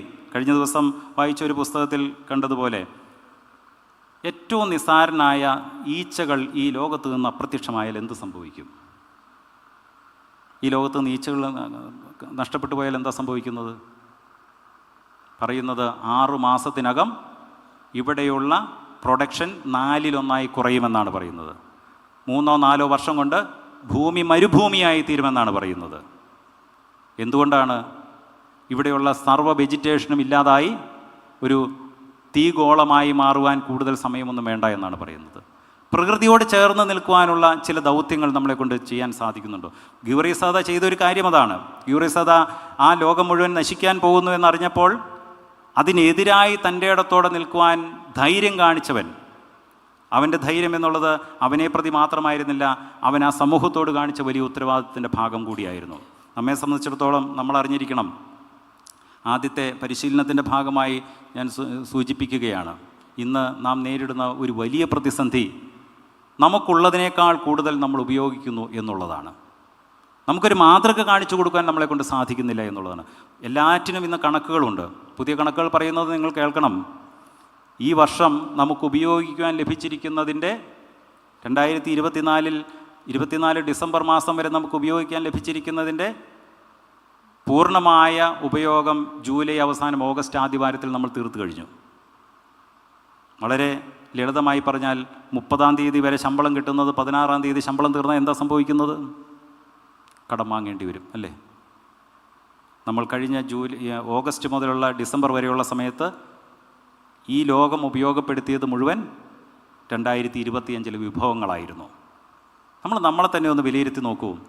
നമ്മൾ എത്രമാത്രമാണ് ഇതെല്ലാം നമ്മുടെ ഭക്ഷണത്തെക്കുറിച്ച് നമ്മളൊന്ന് വിലയിരുത്തുക. പണ്ട് കാലത്ത് നമുക്ക് ഭക്ഷണം കിട്ടാതിരുന്ന ഒരു സാഹചര്യം ഉണ്ടായിരുന്നു എന്ന് പഴയ തലമുറ പറഞ്ഞു കേട്ടിട്ടുണ്ട്. പക്ഷേ ഇന്ന് ഏതെങ്കിലും ഒരു ഭവനത്തിൽ പട്ടിണിയുണ്ട്, കേരളത്തിൽ ഇന്ന് എവിടെയെങ്കിലും പട്ടിണിയുണ്ടെന്ന് ഞാൻ കരുതുന്നില്ല. നമ്മുടെ വസ്ത്രത്തെക്കുറിച്ച് നമ്മളൊന്ന് ചിന്തിച്ച് നോക്കുക. വളരെ ഗൗരവമായിട്ട് ആലോചിക്കേണ്ടതാണ്. നമുക്ക് ആവശ്യമുള്ള വസ്ത്രം മാത്രമാണോ നമ്മൾ ഉപയോഗിക്കുന്നത്? എത്ര ജോഡി വസ്ത്രമുണ്ട് എന്നുള്ളത് നമ്മളൊന്ന് ആലോചിക്കണം. കണക്കെടുത്താൽ ഭീകരമായി പോകും. വെള്ളം കയറിയ സമയത്തേ ചില വീടുകളിലൊക്കെ ചെന്ന് കഴിഞ്ഞപ്പം ഓരോ ഷെൽഫ് തുറന്ന് അവിടെ നിന്ന് ചാടുന്ന വസ്ത്രത്തിൻ്റെ അളവ് കണ്ടാൽ ശീമാട്ടിയിലുള്ളതിനേക്കാൾ കൂടുതൽ വസ്ത്രങ്ങളൊക്കെ നമ്മൾ വാങ്ങിച്ചു വെച്ചിട്ടുണ്ടാവും. ഇതൊന്നും ആർക്കും കൊടുക്കാനും നമ്മൾ തയ്യാറല്ല എന്നുള്ളതാണ്. നമ്മൾ ഉപയോഗിക്കുന്ന ആഭരണങ്ങളെക്കുറിച്ചൊന്ന് ആലോചിച്ച് നോക്കുക. അതിനേക്കാൾ ഭീകരമായൊരവസ്ഥയാണ് നമ്മുടെ കുടുംബങ്ങൾ, നമ്മുടെ വീടുകളെക്കുറിച്ച്. 2 പേരും 3 പേര് കൂടുതൽ ഒരു വീട്ടിലും ഉണ്ടാവില്ല. 2 പേരാണ് സാധാരണ ഉള്ളത്. 2 പേർക്ക് ജീവിക്കാൻ എത്ര സ്ക്വയർ ഫീറ്റ് സ്ഥലം വേണം? നമ്മുടെ വീടുകൾ എത്ര അളവുണ്ട്? പലപ്പോഴും ചോദിക്കുമ്പോൾ താഴേക്ക് നോക്കിയിരിക്കുന്ന അവസ്ഥയാണ്. നമ്മുടെ സൗകര്യത്തെ പ്രതിയാണ് നമ്മൾ ചെയ്യുന്നത്. നമ്മൾ ഉപയോഗിക്കുന്ന വാഹനങ്ങളെക്കുറിച്ച് നമ്മളൊന്ന് ചിന്തിച്ച് നോക്കണം. വാഹനങ്ങളുടെ വില എത്രയാണ് നമ്മൾ ചിലവാക്കുന്നത്? ഞാൻ പണ്ട് താമസിച്ചുകൊണ്ടിരുന്നതിൻ്റെ ഇടയ്ക്ക് അവിടെ അടുത്തൊരു മനുഷ്യനുണ്ടായിരുന്നു. അവന് വലിയ വിദ്യാഭ്യാസമൊന്നുമില്ല. ഞാൻ ഇടയ്ക്കിടയ്ക്ക് അവനെക്കുറിച്ച് ആലോചിക്കും. ആൾ മരിച്ചുപോയി. ഇടയ്ക്ക് ചില അപകടമൊക്കെ വന്നു പോയി. ഒരു ദിവസം അവൻ എൻ്റെ അടുത്ത് വന്നിട്ട് ചോദിച്ചു, അച്ഛാ, എനിക്ക് ഈ സ്ഥലത്ത് കപ്പ കൃഷി ചെയ്യാനുള്ള അനുവാദം തരാമോ? ഞാൻ അതിന് കുഴപ്പമൊന്നുമില്ല. നീ കപ്പ കൃഷി ചെയ്യണതിനാ? പിള്ളേർക്ക് കൊടുക്കാനാണ്. പറഞ്ഞ് വന്നപ്പോൾ അവൻ ചോദിച്ചൊരു ചോദ്യമുണ്ട്. ഇപ്പോഴും എൻ്റെ മനസ്സിലിങ്ങനെ അലയടിച്ച് കേൾക്കുന്നൊരു ചോദ്യമാണ്. അച്ഛാ, സ്വന്തമായിട്ട് സ്ഥലമില്ല എന്ന് വിചാരിച്ച് ആരെങ്കിലും നിന്നുറങ്ങാറുണ്ടോ? സ്വന്തമായിട്ട് സ്ഥലമില്ല എന്ന് വിചാരിച്ചിട്ട് ആരും നിന്നുറങ്ങാറില്ല. പക്ഷേ നമ്മൾ എത്ര സ്ഥലമാണ് നമ്മുടേത് മാത്രമായി വകഞ്ഞു വച്ചിരിക്കുന്നത് എന്ന് നമ്മൾ ആലോചിക്കണം. എത്ര സ്ഥലമാണ് നമ്മളുടെ മാത്രമായുള്ള വാസസ്ഥാനമാക്കി നമ്മൾ മാറ്റിയിരിക്കുന്നത് എന്ന് നമ്മൾ നോക്കണം. ഇത് മറ്റുള്ളവൻ്റേത് നമ്മൾ വകഞ്ഞു വച്ചിരിക്കുന്നതാണ് എന്നുള്ള ഒരു ബോധ്യം അത് നമ്മുടെ മനസ്സിലുണ്ടാകണം. നമ്മൾ മക്കളെ പഠിപ്പിച്ചു കൊടുക്കുമ്പോൾ പറയേണ്ട ചില കാര്യങ്ങളാണ്. അടുത്ത തലമുറയെക്കുറിച്ച് നീ ആരാണ് എന്നൊരാൾ ചോദ്യം ചോദിക്കുമ്പോൾ എൻ്റെ മാതാപിതാക്കളുടെ പേര് ഇന്ന് ഞാൻ പറയുവാൻ അഭിമാനിക്കുന്നത് പോലെ ഓരോ മാതാപിതാക്കളെക്കുറിച്ചും മക്കൾക്ക് പറയുവാൻ കഴിയുന്നുണ്ടെങ്കിൽ അവർക്ക് കൊടുക്കേണ്ട ചില ബോധ്യങ്ങൾ ഇതാണ്. മകനെ, നിനക്ക് അവകാശപ്പെട്ടതിനപ്പുറമായി ഒന്നും സൂക്ഷിച്ചു വയ്ക്കാൻ നിനക്ക് അവകാശമില്ല. പണ്ട് കാരണവന്മാർ നമ്മളോട് ഭംഗിയായി പറയുമായിരുന്നു. എന്താ പറയുന്നത്? അന്യൻ്റെ കണ്ണുനീർ നിൻ്റെ മുറ്റത്ത് വീഴാതിരിക്കാൻ നീ ശ്രമിച്ചു കൊള്ളണം. അന്യൻ്റെ വരമ്പ് നിൻ്റേതായി തീരാൻ നീ ഒരു കാരണവശാലും ശ്രമിക്കാൻ പാടില്ല. അവൻ്റേത് മാത്രമാണ് എന്ന് നീ തിരിച്ചറിയണം എന്നുള്ളത്. ബെന്നി പുന്നത്തറ എന്ന് പറയുന്ന ഒരു മനുഷ്യൻ, അദ്ദേഹം ശാലോം ടൈംസിൻ്റെ അതിൻ്റെ പത്രത്തിൻ്റെ പത്രാധിപനാണ്. അദ്ദേഹത്തിന് ശാലോം ഇതിൽ വന്ന ഒരു ആർട്ടിക്കിൾ ഞാൻ ഇടയ്ക്കൊന്ന് വായിച്ചു. അതിൽ പറഞ്ഞ രസകരമായൊരു കാര്യം, ഈ ബെന്നി ഒരു വീട്ടിൽ ചെല്ലുമ്പോൾ അവിടുത്തെ 2ാമത്തെ മകൻ അവനാണ് അന്നത്തെ ദിവസം എവിടെയെല്ലാം കൃഷി ചെയ്യണമെന്ന് എവിടേക്കാണ് പണിക്കാരെ പറഞ്ഞയക്കേണ്ടത്, ഇന്ന് വാങ്ങേണ്ട സാധനങ്ങൾ എന്തെല്ലാമാണ്, ഇതെല്ലാം ലിസ്റ്റ് കൊടുക്കുന്ന ഇവനാണ്. അപ്പോൾ ഉടനെ ബെന്നി ആ വീട്ടുകാരനോട് ചോദിച്ചു, ഇതെന്താ ഈ പിള്ളേർ ഇങ്ങനെയൊക്കെ ചെയ്യുന്നത്? അപ്പോൾ അദ്ദേഹം പറഞ്ഞ ഇതാണ്, ഇവിടുത്തെ ഈ കുടുംബത്തിൻ്റെ ഒരു രീതി ഇതാണ്. 10ാം ക്ലാസ് കഴിഞ്ഞാൽ ഒരു വർഷം അവനാണ് കുടുംബം നടത്തുന്നത്. എന്ത് കൃഷി ചെയ്യണമെന്ന് അവനാണ് തീരുമാനിക്കുന്നത്. എന്തുമാത്രം സാധനം വീട്ടിലേക്ക് വാങ്ങണമെന്നുള്ളത് അവനാണ് തീരുമാനിക്കുന്നത്. ഇന്ന് എന്തെല്ലാം സാധനങ്ങൾ ഉണ്ടാക്കിയെടുക്കണമെന്ന് തീരുമാനിക്കുന്നതും അവൻ തന്നെയാണ്. അവർക്ക് കൂലി കൊടുക്കുന്നതും അവൻ തന്നെയാണ്. എത്ര കുടുംബങ്ങളിൽ നമ്മുടെ മക്കളെ നമ്മൾ വളർത്തിയെടുക്കുമ്പോൾ ഇത് പഠിപ്പിച്ചു വിടുന്നുണ്ട്. എത്ര കുഞ്ഞുങ്ങൾക്ക് അവരൊരു അമ്മയാകാൻ പോകുമ്പോൾ അവരെങ്ങനെയാകണം കുഞ്ഞിനെ വളർത്തേണ്ടത് എന്ന് പഠിപ്പിച്ചു കൊടുക്കുന്ന എത്ര കുടുംബങ്ങളുണ്ട്. പരിശീലനത്തിൻ്റെ പ്രാധാന്യത്തെക്കുറിച്ച്, അവരെടുക്കുന്ന റിസ്കുകളെക്കുറിച്ച്, അടുത്ത തലമുറയിൽ ചോദ്യം ചോദിക്കുമ്പോൾ അതിന് മറുപടി പറയുവാൻ കൃത്യമായി ധൈര്യത്തോടെ നിൽക്കുവാൻ നൽകപ്പെടുന്ന ബോധ്യമുള്ള എത്ര അമ്മമാർ, എത്ര പിതാക്കന്മാർ ഇവിടെയുണ്ട്. നമ്മെ സംബന്ധിച്ചിടത്തോളം നിസ്സാരമെന്ന് തോന്നുന്നുണ്ടെങ്കിലും ചോദ്യം വളരെ വലുതാണ്. നീ ആരാണ് എന്ന് ചോദിക്കുമ്പോൾ ഞാൻ ഇന്നയാളാണ് എന്ന് പറയുവാനുള്ള പൂർണ്ണമായ ഉത്തരവാദിത്വവും അതിനുള്ള ബോധ്യവും അവനുണ്ടാക്കി കൊടുക്കുക എന്നുള്ളത് നമ്മുടെ മാത്രം ഉത്തരവാദിത്വത്തിൽപ്പെട്ട കാര്യമാണ്. ചെറിയ ചെറിയ കാര്യങ്ങളാവാം, പക്ഷേ ആ കാര്യങ്ങളിൽ കർത്താവ് കാണിച്ചൊരു സൂക്ഷ്മതയുണ്ട്. ഞാൻ ആരാണ് എന്ന് ചോദിക്കുമ്പോൾ അതിന് കൃത്യമായി മറുപടി നൽകുവാൻ ഒരു ശിഷ്യനെ പരിശീലിപ്പിച്ചെടുത്തുവെങ്കിൽ ഈ ലോകത്ത് മുഴുവൻ യാത്ര ചെയ്യുവാനും ഈ ജനങ്ങളെ മുഴുവൻ ക്രൈസ്തവരാക്കി തീർക്കുവാനുമുള്ള തൻ്റെ സുവിശേഷം പറഞ്ഞു കൊടുക്കുവാനുമുള്ള വലിയ ദൗത്യം ഏറ്റെടുത്ത ഒരു സമൂഹത്തെ പറഞ്ഞയക്കുമ്പോൾ അവർക്ക് കൊടുക്കേണ്ട പരിശീലനങ്ങളെക്കുറിച്ച് കൃത്യമായി ബോധ്യമുള്ളവനായിരുന്നു കർത്താവ്. പക്ഷേ നമ്മെ സംബന്ധിച്ചിടത്തോളം നമുക്ക് പലപ്പോഴും ആദ്യം ചോദിച്ചതുപോലെ ഒരു പച്ചക്കറി കണ്ടാൽ തിരിച്ചറിയാൻ കഴിയാത്ത അവസ്ഥയിലേക്ക് നമ്മൾ പോയിട്ടുണ്ട് എങ്കിൽ, ഏതെങ്കിലും ഒരു ചോദ്യം ചോദിക്കുമ്പോൾ അതിൻ്റെ മുന്നിൽ നിന്ന് കരയുകയല്ലാതെ മറുപടി പറയാൻ കഴിയാതെ വരികയാണെങ്കിൽ, കഴിഞ്ഞ ദിവസം കേട്ട ഒരു കഥയുണ്ടല്ലോ, ന്യൂവാൽസിൽ 4ാം വർഷം പഠിക്കുന്ന ഒരു അഡ്വക്കേറ്റ് ആവാൻ വേണ്ടി പഠിക്കുന്ന ഒരു പയ്യൻ, ഏറ്റവും നന്നായി മാർക്ക് കിട്ടുന്നവർക്ക് മാത്രമാണ് ന്യൂവാൽസിൽ അഡ്മിഷൻ കിട്ടുന്നത്. ആലുവ പാലത്തിൻ്റെ മേളിൽ കയറി താഴത്തേക്ക് എടുത്തിയാടി. എന്തിൻ്റെ കുറവാണ്? സാമ്പത്തികമായി ഒരു കുറവുമില്ല, ബൗദ്ധികമായി യാതൊരു കുറവുമില്ല. കാരണം വലിയ പരീക്ഷകൾ എഴുതി അവൻ ജയിച്ചവനാണ്. പക്ഷേ ഒരു പ്രതിസന്ധി ഉണ്ടായപ്പോൾ തീരുമാനമെടുക്കാൻ കഴിയാതെ വരുന്നൊരു സാഹചര്യം. തൻ്റെ ഇളയ മകന് അവകാശം കൊടുക്കണമെന്നൊരമ്മ പറഞ്ഞപ്പോൾ അവൾ ആ തീരുമാനമെടുക്കാൻ അവളുടെ മനസ്സിലുണ്ടായ സംഘർഷം എത്രയായിരിക്കണം? ഒരു ദിവസം കൊണ്ടോ 2 ദിവസം കൊണ്ടോ അവളെടുത്ത തീരുമാനമല്ല, ദിവസങ്ങളോളം അവളെടുത്ത സംഘർഷത്തിൻ്റെ ഫലമാണ് തൻ്റെ മകൻ ഇന്നതാകണം എന്ന് തീരുമാനിക്കുന്നത്. അത് എന്നെ പ്രതിയല്ല, എനിക്ക് വളരെ എളുപ്പമാണല്ലോ ജീവിക്കാൻ, എൻ്റെ മാത്രം കാര്യമാണെങ്കിൽ ആരെക്കുറിച്ചും. ഇത് തലമുറകൾ നിലനിർത്തേണ്ടതിനും തലമുറകളുടെ തലവനായി നിൽക്കേണ്ടവനും ആരാണെന്ന് തീരുമാനിക്കാനുള്ള ഒരു സാഹചര്യം ഉണ്ടാകുമ്പോൾ അതിന് ഞാൻ എന്താണ് പറയേണ്ടത് എന്നൊരമ്മ ദിവസങ്ങളോളം ആലോചിച്ച് സംഘർഷഭരിതമായൊരു മനസ്സിലൂടെ കടന്നു പോയപ്പോൾ അവളെടുത്ത തീരുമാനം ശരിയാണ് എന്ന് പിന്നീട് ലോകത്തിന് മനസ്സിലായി. അതുകൊണ്ടാണ് നമ്മുടെ പ്രാർത്ഥനകളിൽ അബ്രഹാമിൻ്റെയും ഇസാക്കിൻ്റെയും യാക്കോബിൻ്റെയും മടിയിൽ അവരെ വസിപ്പിക്കണമെന്ന് പറയുന്നത്. ഇന്നും കർത്താവിൻ്റെ മടിയിൽ കർത്താവിൻ്റെ പ്രതിപുരുഷന്മാർ അവിടെ ഇരുന്ന് നമ്മളൊക്കെ മടികളിലേക്ക് സ്വീകരിക്കുവാൻ അവരവിടെ ഉണ്ടെങ്കിൽ ഈ അമ്മയുടെ ദൗത്യത്തിൻ്റെ ഭാഗമായിരുന്നു എന്നുള്ളത്, ഈ അമ്മയെടുത്ത വേദനയുടെ ഭാഗമായിരുന്നു എന്നുള്ളത്, ഈ അമ്മയെടുത്ത തീരുമാനത്തിൻ്റെ ഭാഗം കൊണ്ടാണ് അവൻ അങ്ങനെയായി തീർന്നുള്ളത് എന്നുള്ളത് നമ്മൾ ഓരോരുത്തരും ചിന്തിക്കേണ്ടതുണ്ട്. ഈ ദിവസം പരിശുദ്ധ മോർഗീവറീസായുടെ പെരുന്നാളിനോടനുബന്ധിച്ച് നമ്മൾ കടന്നു പോകുമ്പോൾ ചില തീരുമാനങ്ങൾ എടുക്കുവാനും തൻ്റെ ഇടത്തോടെ എടുക്കുവാനും അത് എത്ര വലിയവനാണെങ്കിലും അവൻ്റെ മുന്നിൽ ധൈര്യത്തോടെ നിൽക്കുവാനും അവനെ കീഴ്പ്പെടുത്തുവാനുമുള്ള ശക്തിയുണ്ട് എന്ന ബോധ്യം അവന് ലഭിച്ചിട്ടുണ്ടെങ്കിൽ അത് അവൻ്റെ അമ്മയിൽ നിന്ന് കിട്ടിയതാണ് എന്നുള്ള കാര്യത്തിൽ യാതൊരു സംശയവുമില്ല. അമ്മയ്ക്ക് കരുത്തായി നിൽക്കേണ്ടത് നീ മാത്രമല്ല ഞാൻ കൂടെയാണ് നിൽക്കുന്നത് എന്ന് പറയുവാൻ പിതാവിന് സാധിക്കണം. ഇവർ തമ്മിലുള്ള ബന്ധത്തിൻ്റെ മാത്രം ഫലമായിരിക്കണം തങ്ങളുടെ മക്കളുടെ വളർച്ച എന്നുള്ളത്. ഞാനെൻ്റെ വാക്കുകളെ ചുരുക്കട്ടെ. ഈ ദിവസം നമ്മൾ കുറച്ച് സമയം നമ്മുടെ വിളിയെക്കുറിച്ച്, നമ്മൾ ആരാണെന്നുള്ളൊരു ചോദ്യത്തെക്കുറിച്ച്, നമ്മുടെ ദൗത്യം എന്താണ് എന്നുള്ളതിനെക്കുറിച്ച്, നമ്മുടെ കുടുംബങ്ങളിൽ നമ്മൾ എടുക്കേണ്ട നിലപാടുകൾ എന്താണ് എന്നുള്ളതിനെക്കുറിച്ച് എല്ലാം പലതവണ ആവർത്തിച്ച് ചോദിക്കുമ്പോൾ, ആ ചോദ്യങ്ങൾക്ക് മറുപടി കണ്ടെത്തുമ്പോൾ അതിന് കൃത്യതയോടെ ഒരു മറുപടി കിട്ടുവാൻ, ആ മറുപടികളിൽ നമ്മൾ സംതൃപ്തരാകുവാൻ, ഞാൻ മാത്രമല്ല ഈ തലമുറയുടെ നിലനിൽപ്പിൻ്റെ അടിസ്ഥാനം ഇത് മുഴുവനാണ് എന്നുള്ളൊരു ബോധ്യത്തോടെ നിലനിൽക്കുവാനും നമുക്ക് ഓരോരുത്തർക്കും സാധിക്കട്ടെ. അമ്മയും അപ്പനും തമ്മിലുള്ള ബന്ധം അത് ശ്രേഷ്ഠമായി കരുതുവാൻ എൻ്റെ പ്രിയപ്പെട്ടവർക്ക് സാധിക്കട്ടെ. അത് മക്കളിലേക്ക് പകർന്നു കൊടുക്കുവാൻ ഇടയാകട്ടെ. ഏറ്റവും ശ്രേഷ്ഠരായ മക്കളാണെന്ന് പറയുവാൻ നമുക്ക് സാധിക്കട്ടെ എന്ന് മാത്രം ആശംസിക്കുകയും പ്രാർത്ഥിക്കുകയും ചെയ്തുകൊണ്ട് ഞാൻ എൻ്റെ വാക്കുകളെ ചുരുക്കുന്നു. ദൈവം തമ്പുരാൻ നിങ്ങളെല്ലാം വാഴ്ത്തി അനുഗ്രഹിക്കുമാറാകട്ടെ.